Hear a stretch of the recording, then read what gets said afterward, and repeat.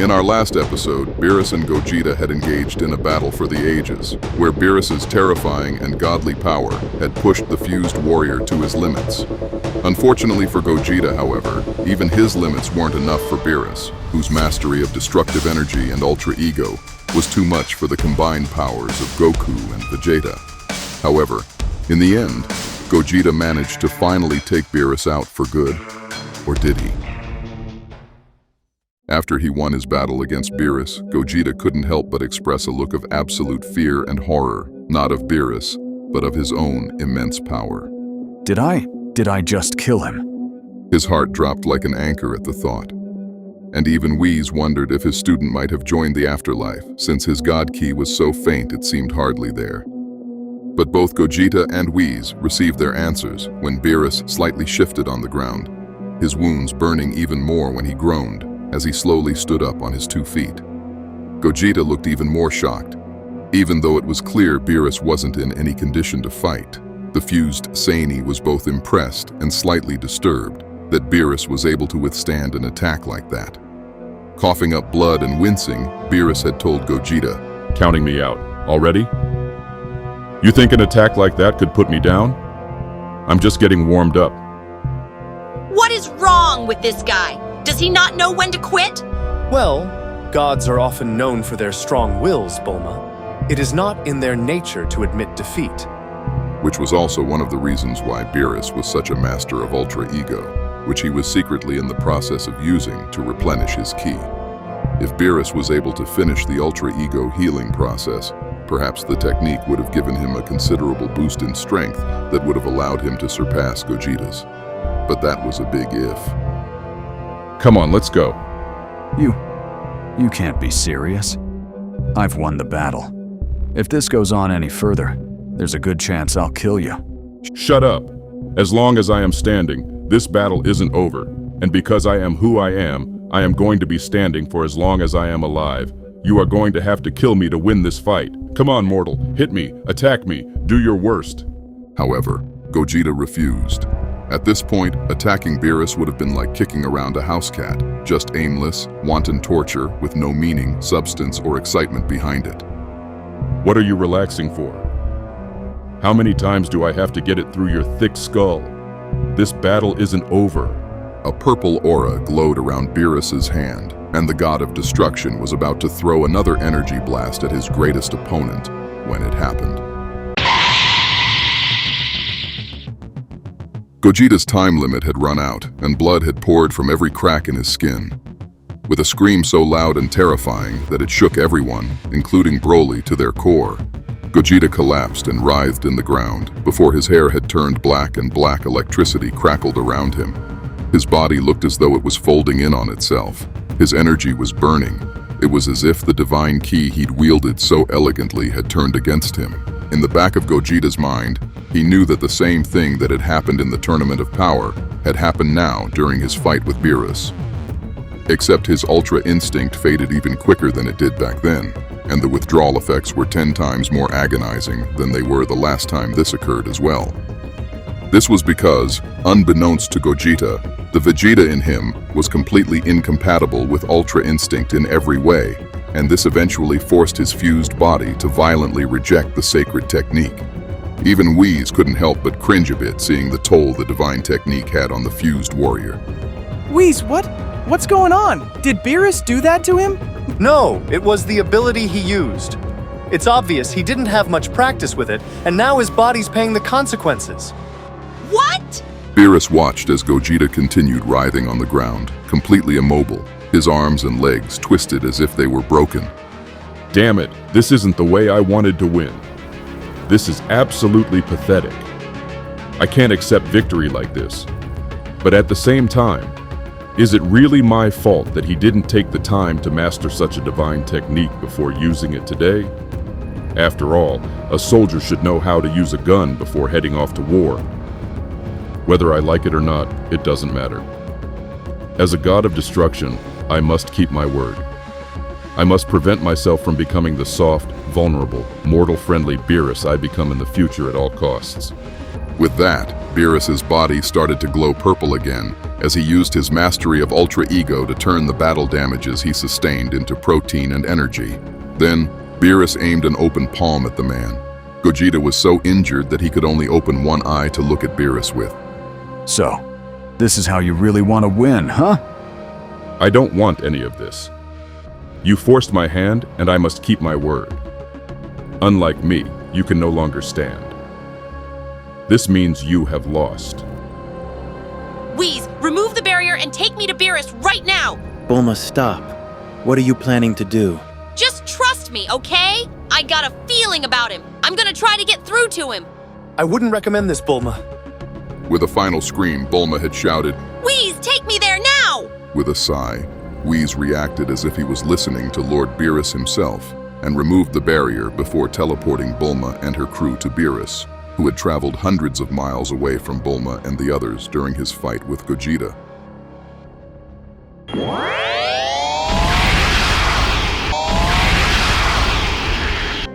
Beerus was startled as Whis and the gang appeared right next to Beerus in a bright explosion. Before Beerus could get a word out, Bulma ran in front of him, standing between the god of destruction and Gogeta like a referee, as if she was the most powerful being on the planet. Bulma, where the hell did you come from? You shouldn't be anywhere near here. What do you think you're doing, mortal? Listen to me! I know you don't want to do this, just like I know you're not a bad person. I can tell. Bulma, get out of there. However, Bulma had ignored Broly and continued. I've seen some really bad guys in my time, and I know that you're not one of them. So please, just let Gogeta go. You really want to kill him after everything he's just shown you? Don't you think that would be a waste? Of course I don't want to kill him, but it is not up to me. He does not belong in this timeline. I have strict orders from my superiors to eliminate any and all transgressors and trespassers of time. Future Beerus might be willing to look the other way regarding such matters, but I am not. Now I am only going to tell you once. Move, woman. Make me. If you want to get to Gogeta, you're gonna have to hit a frail little lady like me. Imagine that. A big, powerful god of destruction picking on an average girl.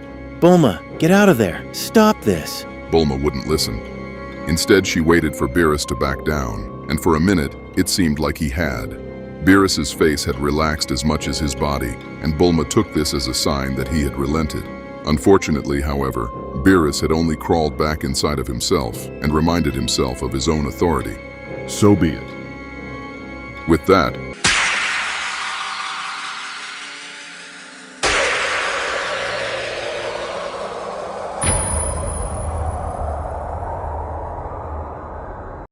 Beerus had slapped Bulma almost the same way he did when the future him hit Bulma at her 38th birthday party.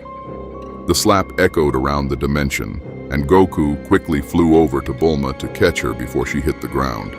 However, Goku quickly noticed that Bulma suffered more than just a mark on her cheek. Her neck had looked slightly lopsided, almost twisted. Her eyes were open, but they were completely devoid of pupils or any signs of life for that matter. Unlike his future counterpart, Beerus had exerted so much energy when fighting Gogeta that even though he was recovering, his God Ki was still out of whack. So he lacked the restraint to hold back the energy that he needed to avoid doing significant harm to Bulma. Goku pressed his 2 fingers on Bulma's pulse. It was completely silent. Goku's hands immediately started shaking, and he felt tears well up in his eyes. If his power level was high enough, the low-class Saiyan warrior might have turned into a Super Saiyan right there. You killed her! You killed one of my best friends! Despite all of the pain his body was putting him through, hearing that sentence from Goku was perhaps the words that hurt Gogeta the most. And although Beerus had certainly made him bleed during their battle, it was the first time Beerus had made Gogeta cry, which might have been far worse. With grief tugging at his heart, Gogeta had whined, No. It can't be. There's no way. Unbeknownst to both Goku and Gogeta, however, Beerus also felt a strange sense of guilt over his actions. He only meant to incapacitate the poor woman, not murder her. It was only after Bulma's corpse lay in Goku's hands, completely still, that the god of destruction had realized he truly did develop a fondness for some of these humans, after all. I didn't mean to. My ki is still malfunctioning somewhat thanks to my fight with Gogeta. I meant to hold back, but Beerus took a deep breath to calm himself down. Why am I trying to explain myself to these people? I am a god of destruction. I've destroyed entire planets made up of women who are probably exactly like that mortal without batting an eye. Why is this any different? Despite asking himself that question, Beerus still wasn't able to shake off his remorse, which was only growing more and more by the second. In the end, he had no choice but to give in to his conscience. Wheeze. Yes, my lord? But before Beerus could ask Wheeze to revive Bulma, he was quickly interrupted by an angry, vengeful, vindictive scream that had come from Broly.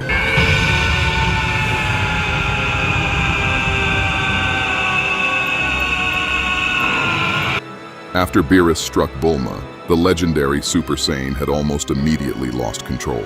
Oh, crap. Broly, who was already big for his size, had bulked up slightly more, and since his body had already tasted the delicious ki of Super Saiyan energy as well, in his unbridled rage, Broly managed to access the same green mutated Super Saiyan form he accessed during his fight with Gogeta in that other dimension. Whis nearly dropped his staff witnessing, and being so close to, the immense power Broly was demonstrating. It was like watching a planet exploding. Oh my. Seems you have someone else to worry about, my lord. However, Beerus didn't hear a word Whis said, as he was completely taken back by Broly's immense strength. Of course. The other time traveler, I almost forgot about him. But this ki is massive. It's ridiculous. I had no idea he'd be this powerful. Maybe if I was at full power and well rested, I'd be able to handle this. But now... Beerus had tried to rush the healing properties of his Ultra Ego, but it was too late. Broly was on the attack.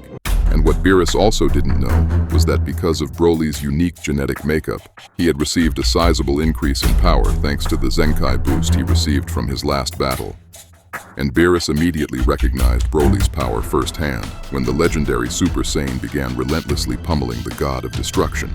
Once again, both Raditz and Goku, who clung onto the body of Vegeta's dead wife, couldn't see anything but the shockwaves Broly produced as he punched and kicked Beerus around like a soccer ball. To Beerus, Broly didn't move with the same elegance and grace that Gogeta did when he tapped into Ultra Instinct. Broly was just an animal in attack mode, mauling Beerus without any finesse or technique, throwing ki blasts that detonated in the god's face like bombs.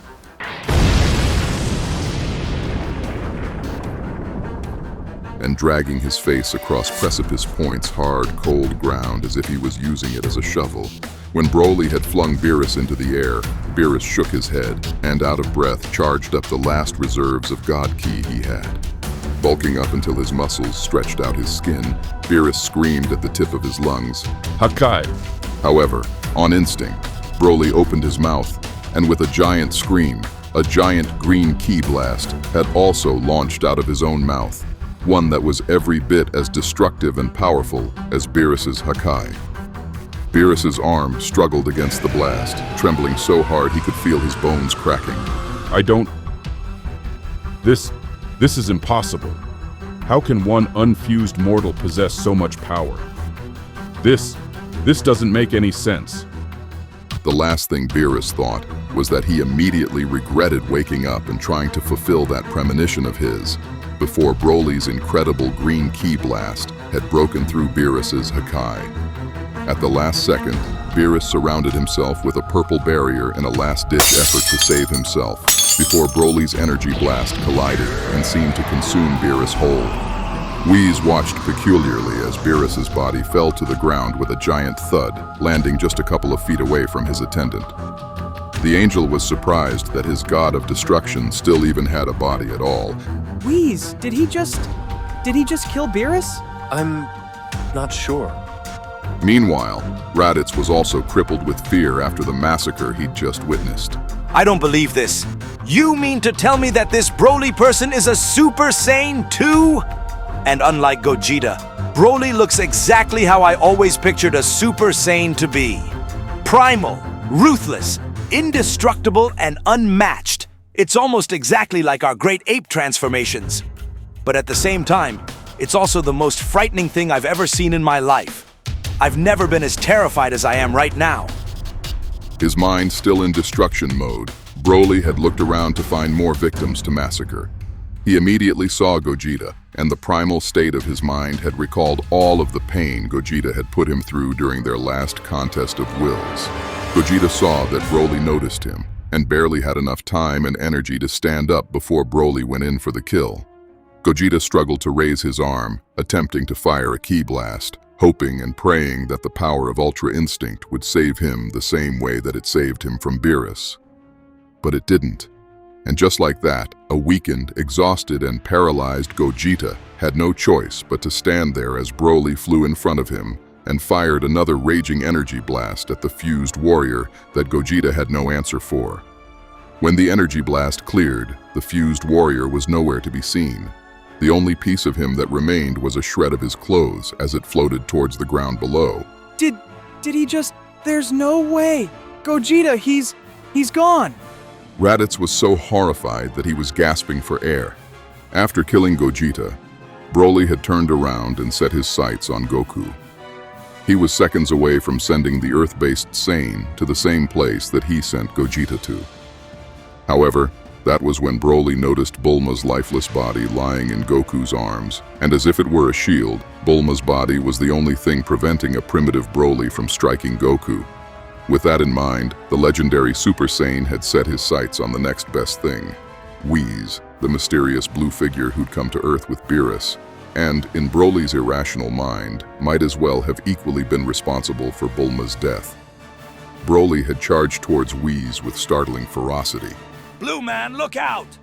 However, Whis completely ignored Raditz and continued walking towards Beerus, who wasn't emitting any God Ki or even life energy that Whis could detect. Broly was only seconds away from Whis when Whis had manifested a barrier large enough to cover himself, Beerus, and Raditz all at the same time. As a determined Broly pounded relentlessly at Whis' barrier, trying everything that he could to break through. Whis had turned Beerus over and checked his pulse. Because he was an angel, one of the laws Whis had to abide by was that if his god of destruction was destroyed, Whis must effectively hibernate until a new god of destruction was crowned. This meant that, if Beerus was dead, he wasn't sure if it was within his authority to interfere and neutralize Broly. Regrettably, he might have had to abandon the remaining two Saiyans here on Precipice Point and report this incident to the Grand Priest for Zeno to take care of it. However, when he pressed his fingers on Beerus' throat, he discovered that his lord was still alive. Barely alive, but alive nonetheless. Whis had smiled. Given the unusual circumstances of the situation, Whis slightly went against Angel Protocol and aimed his staff at Beerus. The staff glowed, and suddenly, both Raditz and Goku watched in absolute shock as all of Beerus' cuts and bruises were healed immediately, and the god of destruction opened his eyes, standing up healthy and in mint condition as if he wasn't near death just minutes ago. To Goku, Whis' magic had reminded him of the healing properties of the Senzu beans, and yet not even Korin's beans healed as efficiently as Whis did. But to Raditz, he'd never seen anything like that in his entire life. Did that blue man just bring back Beerus from the brink of death? What in the world? How did he do that? In all actuality, Beerus was just as surprised by Whis' actions as the two Saiyan brothers were. My goodness, Whis. Did you really just do that? I thought angels weren't allowed to heal their gods of destruction. I believe it depends on the circumstances, my lord. If you had lost to Broly in a more official capacity, of course I would have let you die, and I would have designated him as the next god of destruction. But Broly, technically, had gotten significant help from Gogeta before he defeated you. And given that Broly isn't exactly in his right mind, I couldn't bestow him the title of God of Destruction even if I wanted to. So I felt I was well within my rights to resuscitate you back to health, my lord. Although I'm sure I took advantage of a bit of a gray area to do so. Interesting. Beerus turned to look at Broly, who, after seeing Beerus not only alive but awake again, had only gotten angrier and had punched the barrier with far more aggression, each attack harder and more powerful than the last. Oh, for goodness sake, what do I do with you? With you back to full health, I imagine you should be able to take care of him now, my lord. Unless you have other plans. Beerus glanced over at Bulma's body, a pang of guilt clawing at his heart. Then he looked around and saw no signs of Gogeta anywhere. I take it, while I was unconscious, this uncontrollable brute killed Gogeta too, huh? He certainly did. Looks like he might have done your job for you. Beerus clenched his fists so hard that his palms hurt. He hated what he was about to ask Whis. It felt as if, despite all of his efforts to hold on to who he really was, he was destined to become the softer Beerus that Goku knew in the future. But he couldn't deny that during his battle with Gogeta, something in him, something he couldn't identify, had shifted. How long has it been since Gogeta's death, Whis? Well, technically, it's probably been around 5 minutes, but as you know, time works differently in Precipice Point. A minute can technically stretch for hours. So, if you want me to do what I think you want me to do, you have plenty of time. Beerus sucked his teeth. Then just do it before I hate myself even more. This is disgusting. Do what? What are you two talking about? Oh, Raditz. I almost forgot you were there. I have the ability to turn back time. You can what? I'm only allowed to rewind time by 3 minutes. But since we're at Precipice Point, 3 minutes is practically a lifetime here. So, I should be able to rewind things back to the way they were.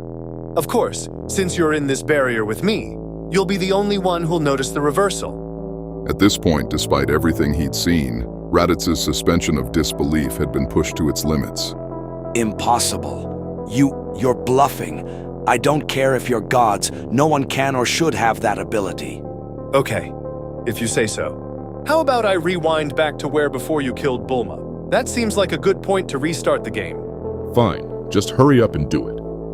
With that, Raditz watched as his staff glowed again, and everything outside of Whis' barrier looked like it was literally rewinding.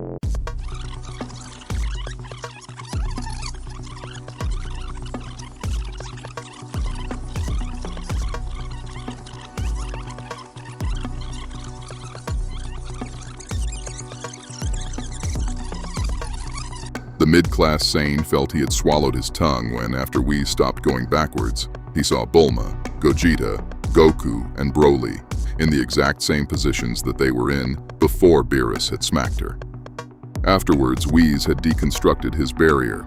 Bulma, who was in front of a battle-wounded and exhausted Gogeta, had looked around Precipice Point for Beerus before turning around and seeing that he was standing right behind her this entire time. Hey, how the hell did you get all the way over there? Beerus smirked. Maybe I was here this entire time. You just weren't paying attention. Gogeta, Goku, and Broly had all noticed that Beerus was completely 100% healthy. This was odd, considering that he was exhausted and on the brink of death only a couple of minutes ago. Goku had no idea how Beerus went from almost croaking to looking like his best self within a blink of an eye. But Gogeta had already deduced that Whis might have already used his time reversal ability to undo the last couple of minutes. After all, it was the same power that Whis used when they all fought Frieza back on Earth a couple of years ago. Still, without missing a beat, Bulma had approached Beerus and demanded that he spare Gogeta after their dimension-shattering battle. After Bulma pleaded with Beerus, instead of slapping her, Beerus had agreed to her proposal. Fine. Although it was the response Bulma had wanted to hear, she didn't believe Beerus would actually let Gogeta go. So much so that his response struck her almost as hard as Beerus's slap did. What do you mean, fine? You're right. Both Broly and Gogeta have earned my unyielding respect with their performances today. As much as I can't stand the fact that they traveled through time, I can't deny that it would feel wrong to murder them both in cold blood. It's well within my right to do so, but I am giving them a pass. Consider yourselves lucky. Wait, hold on a minute. What do you mean Broly earned your respect? You've never even fought before. Actually, we did, before I reversed time.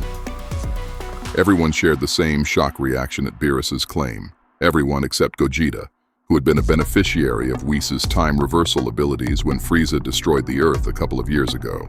You reversed time? How and why did you do that?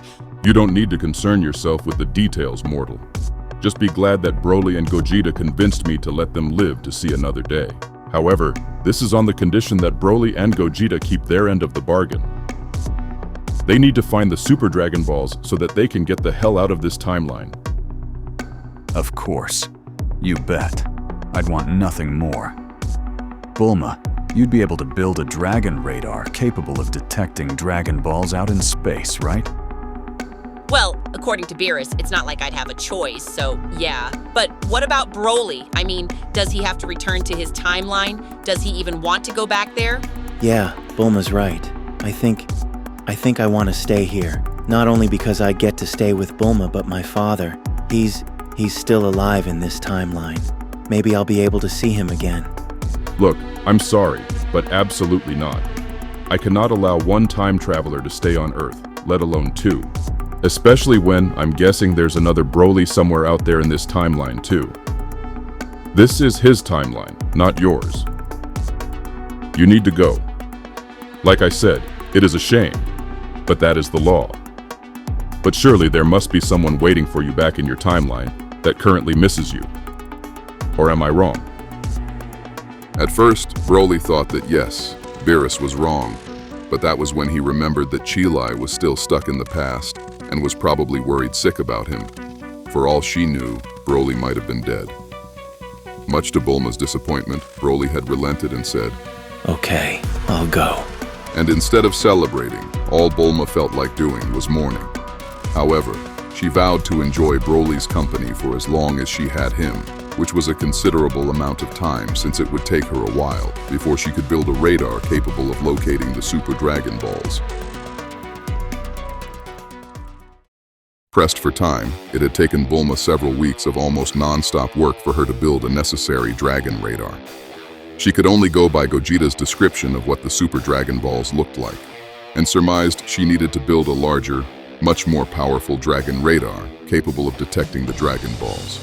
However, during that period, Bulma divided her time between building her dragon radar and hanging out with Broly, who she now only had very limited time with before he returned to his timeline. Broly, however, was also getting some work done of his own.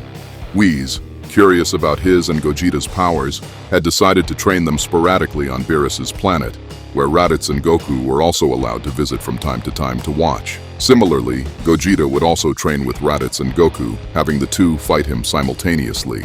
For Gogeta, it was harder to not hurt them than it was to do so. However, despite the massive power difference between himself and the past Saiyans, training with him had caused a sizable jump in power for both Goku and Raditz, which Gogeta was proud to see. Still, both Goku and Raditz were in somewhat of a rush to become Super Saiyans. Gogeta had told them both he was almost sure they both would eventually transform, but Goku wouldn't have been able to transform as easily as he wanted to. To be honest, even after being a Super Saiyan for all these years, I'm not too sure how the form works myself. Everyone accesses it differently. But one common denominator is that you need to hit a specific level of power to be able to transform. That, and typically, you need to experience an almost uncontrollable fury to unlock the power. Right now, you guys are unbelievably far away from that. But you'll get there. You two have my genes after all. A month had passed before this version of Bulma was finally able to build a dragon radar capable of locating the Super Dragon Balls. After she was done, everyone had gathered in front of her Capsule Corp home, alongside Beerus and Whis, to say their goodbyes. I will never forget you, Broly. I don't know who the future me is married to, but she's cheating herself not being with a guy like you. Gogeta had to bite his tongue hearing Bulma's comment. The only reason he was able to restrain himself was that, depending on how long it'd take to find the Super Dragon Balls, he was probably only a week or so away from returning to his family. Gogeta's plan was simple. He'd use the Super Dragon Balls here to return to his timeline, and perhaps use the regular Dragon Balls back in the future to defuse. Well, of course, that was assuming Gogeta would have wanted to do that at all, seeing as he enjoyed actually sticking around for longer than 30 minutes for once. Man, I won't lie. I obviously wish you didn't have to go. You still have so much to teach me. I don't think me and Raditz are ever gonna get as strong as you without you tutoring us. Fortunately for you guys, you won't have to worry about getting stronger. I spoke to Whis earlier, and I convinced him to take you two on as students after I'm gone. Both Goku and Raditz couldn't believe the news. Are you serious, Blue Man? Gogeta made a compelling argument, and I have agreed to train you two. but only on the condition that you brothers make noticeable improvements in a year's time. Understand that this is quite an undertaking for me. Normally, I wouldn't even think about taking on students as weak as you are. But after seeing Goku's potential, I believe I'm the only one in the multiverse capable of helping the present version of Goku reach similar heights. And given that you're his brother, Raditz, I expect the same kind of greatness from you. With that said, if you two do not live up to my expectations in 1 year, I will not waste my time and energy to train you anymore. I need you two to give it your all, and understand that, because of your, with all due respect, abysmal power levels, there is a likely chance that you will die during this process. Chi-Chi would be mad at me for saying this, but I don't even care. Sign me up, Whis. If I let you down, I might deserve to die anyway. I can't believe I'm saying this, but I agree with my moron of a brother. I want to become a Super Saiyan. I want to achieve the kind of feats I saw Gogeta and Broly did with my own eyes. I want to enter the realm of the gods. I won't rest until that happens. That's exactly what I wanted to hear.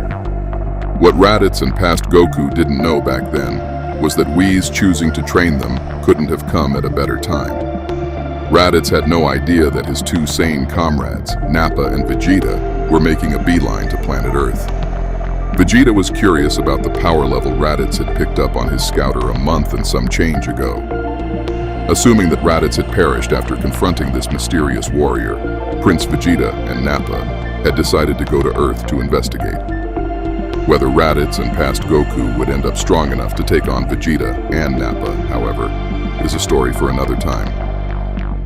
Are you ready to go back to your timeline so you can get the hell out of my hair, Saiyans? Of course. I'm ready too. But before I go, there's something I need to tell you, Goku. It's about your own future. Gogeta had been meaning to tell his past self for quite some time that he was currently being spied on by Dr. Zuro's spy bots, who was also most likely collecting their DNA to later give birth to Cell. Not only that, but Gogeta wanted to warn past Goku about the heart virus he was once destined to die from. If he had told past Goku and Bulma about the heart virus now, perhaps Bulma would have been able to work on an antidote early. Unfortunately, however, that was when Beerus intervened. That's enough, Saiyan. I do not want you telling your past self anything else about the future. You've mucked up this timeline far too much already. But Lord Beerus, this is really important. There are some things the past version of me has to know. If I don't tell him now, I don't know how things will go. Well, with all due respect, that's what life's all about. Look, I don't know what you've been through, but I assume you've had your fair share of trials and tribulations. You would have had to in order to achieve the incredible power you wield right now. You need to trust your past self that he'll be able to weather his own trials and tribulations and come out the other side a stronger fighter because of it.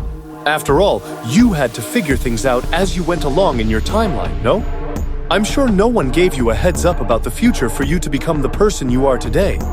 Ironically, Gogeta had immediately thought about future Trunks, who, if not for him, he wouldn't even be here right now. Little did Whis know, he was basically validating Gogeta's concerns. However, at this point, Gogeta felt he had no choice but to trust Whis' instincts. Hell, this timeline's so messed up right now. Maybe there's a chance past me won't get the heart virus anyway. With that, Gogeta and Broly stood alongside Beerus and Whis, with Gogeta holding the large dragon radar they were going to use to find the Dragon Balls. An emotional Bulma, Raditz, and past Goku all waved their goodbyes before Gogeta and his group disappeared in a colorful beam of light.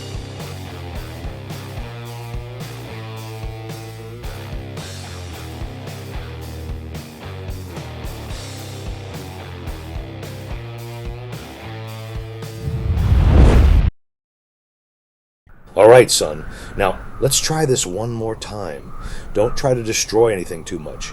Just aim your hand and fire a small blast, like so.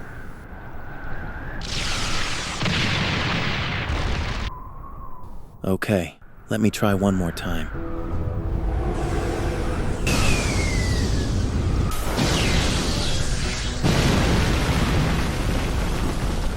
Of course, once again, when Broly fired a ki blast, it was far too powerful and more explosive than what Paragus wanted. Damn it, Broly. Sorry, I thought I finally got the hang of it. Taking a deep breath, Paragus composed himself to avoid rattling his son. No, it's fine. You actually managed to restrain your power better than you did last week, son. Really? I did. Absolutely. Obviously, you're not good enough yet to get that collar off of you, but we're getting there. I hope we get there fast. Of course, Paragus was lying and had already seen his son as a lost cause. If anything, his power has even gotten even more destructive, even when he's not trying to hurt anyone. So, needless to say, that collar isn't going anywhere. Excuse me. Both Paragus and Broly momentarily thought they were hearing things. It had been so long since they heard anything except their own voices that they briefly forgot what another person might have sounded like. They only realized they weren't alone on planet Vampa anymore when a man with blue skin, wearing a strange wardrobe that looked like royalty, approached them slowly with a welcoming smile. Who the hell are you? A friend? And hopefully your son's teacher, if you'd allow me the privilege. What? What are you even saying? And how did you get here? Oh, my apologies. My name is Wheeze, and I'm here to save both of you from this rather uncomfortable planet, and that's putting it mildly. You see, I am currently training 2 other full-blooded Saiyans, and I am looking to adopt Broly as my 3rd student. I am quite fascinated by his abilities, and believe he'd make an incredible candidate for a god of destruction one day if he's able to refine his power. That's why I would like to train him earlier, to make sure your son realizes his best self as quickly as possible. In return, of course, you and your son will finally be able to leave this dreadful world that you regrettably call home. I promise the environment I offer you both will be a much-needed upgrade from what you're accustomed to. So, what say you, Broly? Are you interested?